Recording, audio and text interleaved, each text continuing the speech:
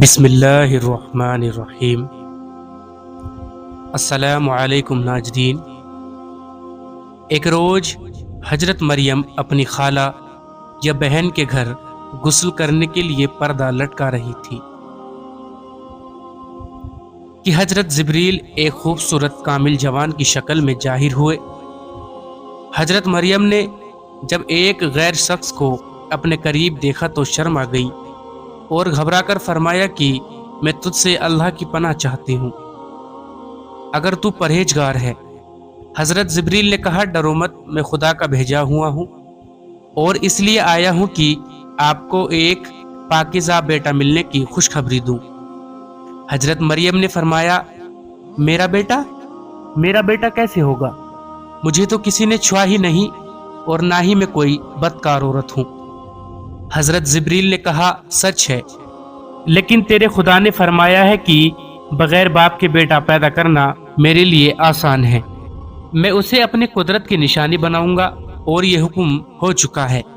اس کے بعد حضرت جبریل نے حضرت مریم کے گریبان میں پھونک ماری اور انہیں حمل رہ گیا۔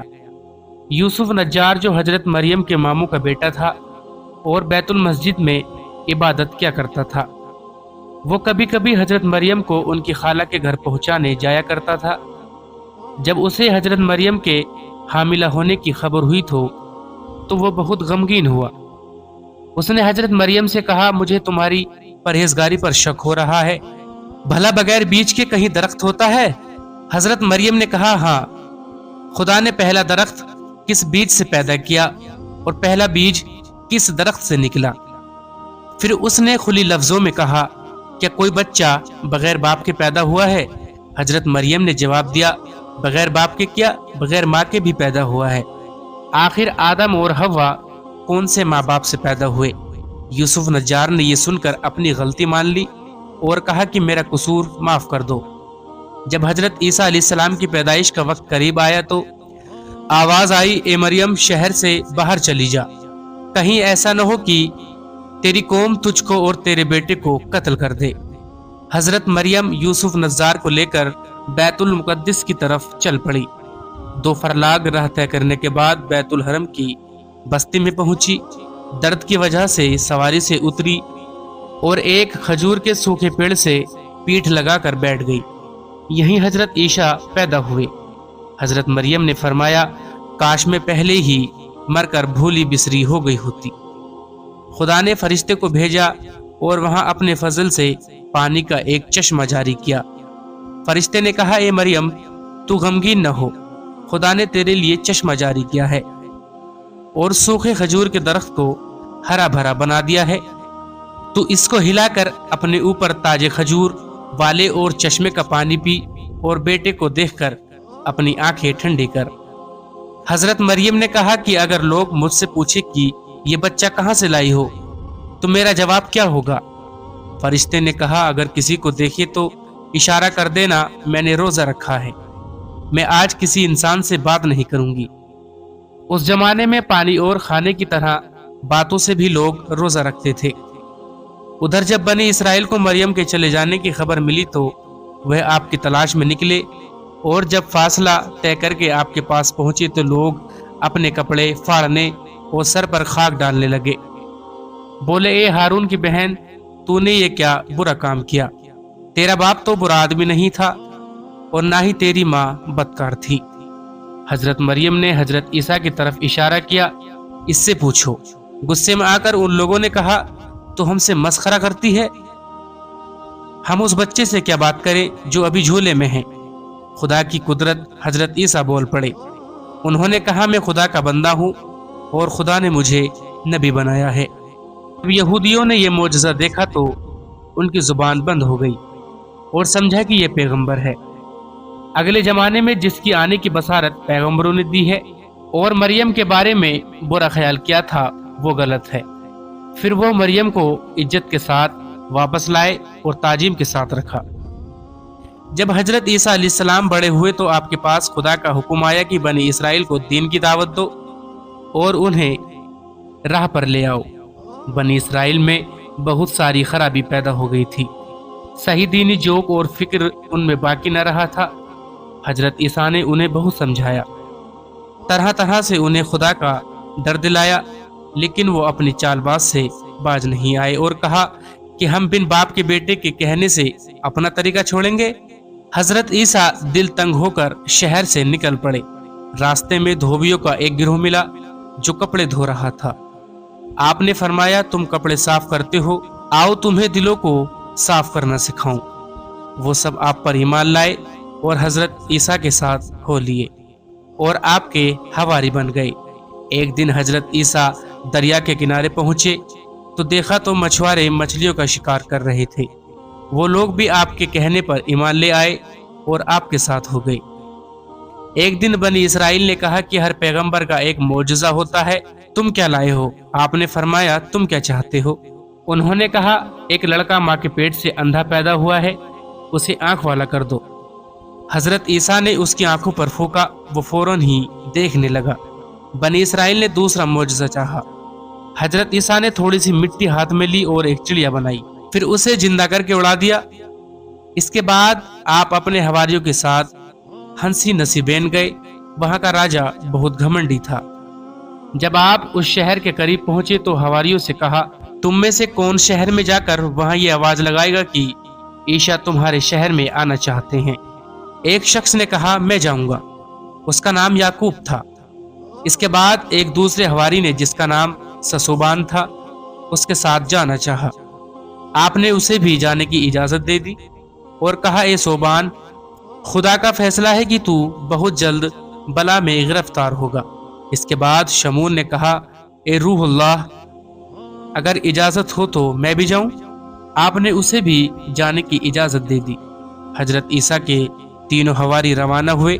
जब शहर के करीब पहुंचे तो शमून शहर के बाहर ठहर गया और याकूब और सोबान से कहा कि तुम दोनों जाकर हजरत ईसा के हुक्म के मुताबिक अमल करो।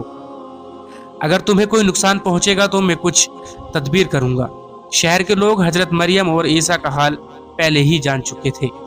अब याकूब और सोबान ने शहर में आकर आवाज दी, ए लोगों, हजरत ईसा जो अल्लाह की रूह और अल्लाह का कलीमा है, तुम्हारे शहर में आना चाहते हैं। लोग जमा हुए और पूछा, तुम में से किसने ये आवाज लगाई? याकूब ने तो इनकार कर दिया, लेकिन सोबान ने कहा, आवाज मैंने लगाई है। लोगों ने हजरत ईसा और हजरत मरियम को बुरा भला कहा और सोबान को पकड़कर बादशाह के पास ले गए। बादशाह ने कहा, तू इन बातों से बाजा, नहीं तो मैं तेरे कत्ल का हुक्म दे दूंगा। सोबान अपनी बात पर कायम रहा और बादशाह के हुक्म को ठुकरा दिया। बादशाह ने उसके हाथ पांव कटवा दिए और आंखों में सलाई फिराकर बस्ती के बाहर डलवा दिया। समून यह हाल देखकर शहर में आया और बादशाह के मुसाहिबों से मिलकर काफी ताल्लुकात पैदा कर लिया, यहाँ तक कि बादशाह तक उसकी पहुंच हो गई। एक रोज मौका पाकर बादशाह से कहा कि अगर इजाजत हो तो एक शख्स जिसके हाथ पांव काट दिए गए हैं, मैं कुछ बातें पूछूं। बादशाह ने इजाजत दे दी। सोबान लाया गया। शमून ने उससे कहा कि तू क्या बात कहता है? उसने कहा, यही कि हजरत ईसा खुदा के रसूल हैं, खुदा का कलीमा है और खुदा की भेजी हुई रूह है। शमून ने कहा, इसकी क्या दलील है? सोबान ने कहा, वो कोढ़ी को ठीक कर देते हैं। शमून ने कहा, ये तो हकीम और डॉक्टर भी कर सकते हैं, कोई और दलील दो। सोबान ने कहा, जो कुछ भी लोग खाते हैं और घरों में जमा पूंजी रखते हैं, उसकी वो खबर दे देते हैं। शोबान ने कहा, ये तो काहिनों और नजूमियों का काम है, कुछ और भी निशानी है? सोबान ने कहा, वो मिट्टी से परिंदा बनाकर उसमें जान फूंक देते हैं और वो जिंदा होकर उड़ जाता है। शमून, ये तो जादूगरों का काम है, कोई और भी दलील है? सोबान ने कहा, हाँ, वो खुदा के हुक्म से मुर्दों को भी जिंदा कर देते हैं।